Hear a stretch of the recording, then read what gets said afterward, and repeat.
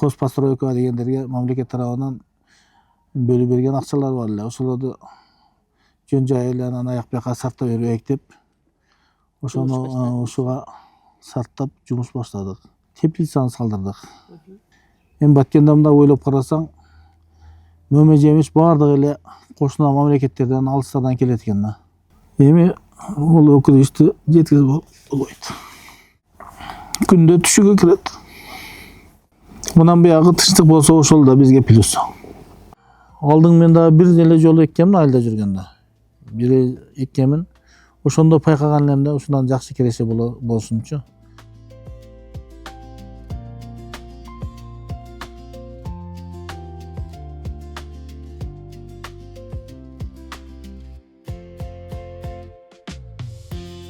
Мен Байдиев Махмутбек Таштемирович 1970-жылы суу бою карабак, илгери суу бою карабак дечү эле, кийин эле мезгилдер өтүп, кандайдыр бир себептер менен айылыбыздын атын Достук деп атап Достук коюлган.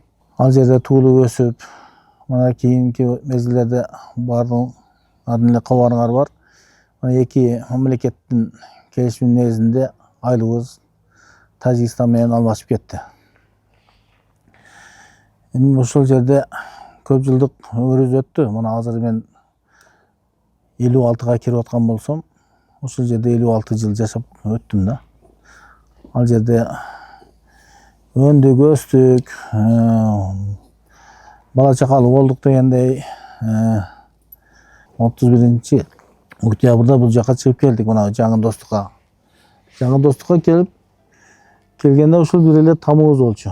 Бул тамды эми мамлекет тарабынан салып берди.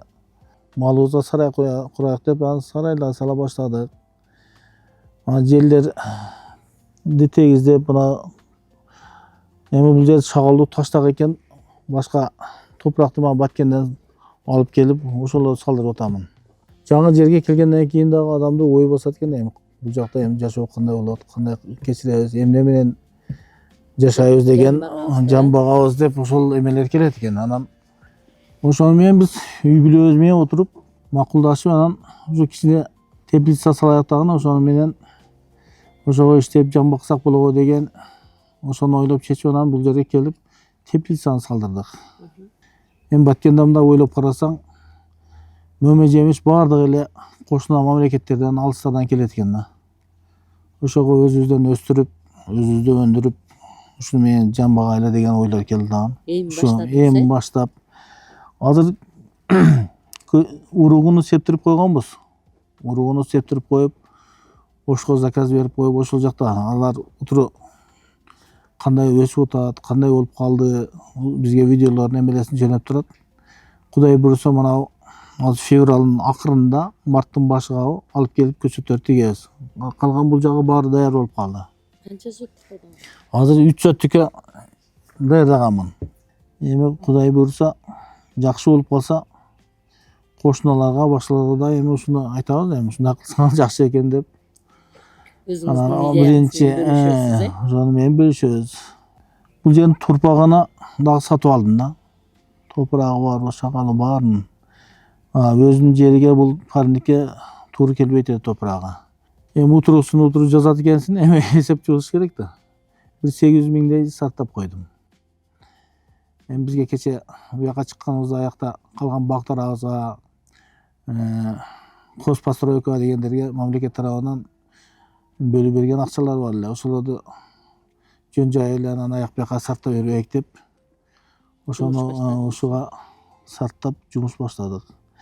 Кудай буйрса, бул энди бир семьяга, мына келин бала чакаларга эми ойлойбуз, Кудай калса жакшы болот деп. Анан балдар да ушул жакшы болуп калса, Россияга башка мамлекеттерге барышын токтотобу деген да ой бар да. Достукта жашаганда балдарыңыз миграцияда жүрөт беле? Аякта эми миграцияда жүрүшөт эле. Себеби мен Достук айылыбызда ушул огородторубуз менен эле кичине бактарыбыз бар эле да.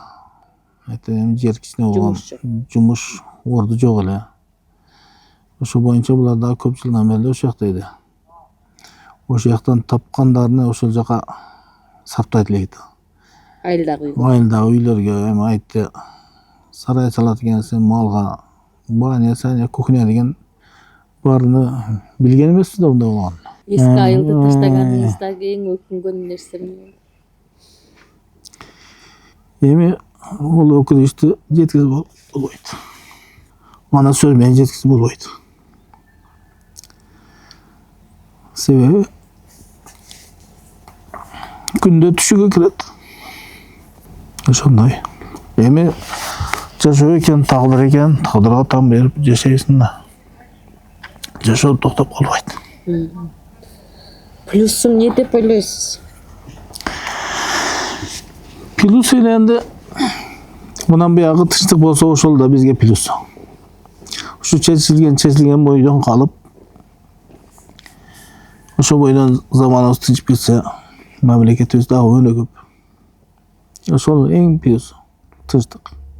Бираз аякка караганда кыйла тынч болот эми, аякта кичине эле бирдемке болгондо тынч уктабайсың. Ушу балдар, кыздарыңды небелерди ойлойсуң. Мен ойлоймун, аякка барсын дагы. Эми барсаң бөтөн ал элдер жүрөт айлыгына үйүндө турса. Анан бешбетар кыйналасың. Ичүү сууларыбыз Кудайга шүгүр жакшы. Ошо келгенибизден бери ичүүчү суубуз токтобой агат түнү-күнү. Буну этият болуп чыгарганын себеби мына эгин-тигинди баштагандан кийин буга расходду кылыш керек да аябай. Ушу бир түн эле ушунча канча мээнет кылып туруп, ошо мөмөнү эми алып баштаганда бир түн эле отуң жок болуп же свет өчүп калса, ошону менен канча мээнет кылган болсоң ошо менен күйөсүң да. Ошого биз этияттап мына азыркы заман бап печкесине койгонбуз. Умный печке деп. Бир салганда 3-4 мешок көмүрдү салып коесуң, анан бир суткага жетет. Анан дагы эми свет менен иштейт да баягы эмелери. Ошого датчиктери баягы температурасын көрсөтүп турат. Баягы температуранын өзүнүн температурасына жеткенде өчөт автоматически. 37 градуска койсо өчөт дагы. Кийин ошол ылдый түшүп кеткенде дагы кошулат. Ошого дагы свет өчүп калса ал иштебей калат. Ошого этият болуп биз баягы аккумуляторго кошуп 220 вольт светти чыгарып бере турган аппараттарын да алып келдик. Баарын даярдап койгонбуз. Азыр биз гана күткөнүбүз ушу күчөт. Күчөтүбүз дагы Кудай калса жакшылап өсүп калыптыр. Силер келгичиген мына көчөттөрүм дагы уже өнүп өсүп калды. Көчөттү өстүрүп 20 күн болгондон кийин алып келип буну тиктик. Тигип анан мына азыр марттын сонда биз 2-мартта тиктик да муну. 10 күн болуптур да? 12 күн болуптур. 12 күн болду. Кудай буйрса, уже астыда эме болуп калган, королорун ала баштаган. Биринчисине 3-4 корого чейин үзүп салабыз. Бул күчүнү алып койбой, катташ керек. Каттаргандан кийин анан бир өзгө келип алгандан кийин түшүм көбүрөөк берет да.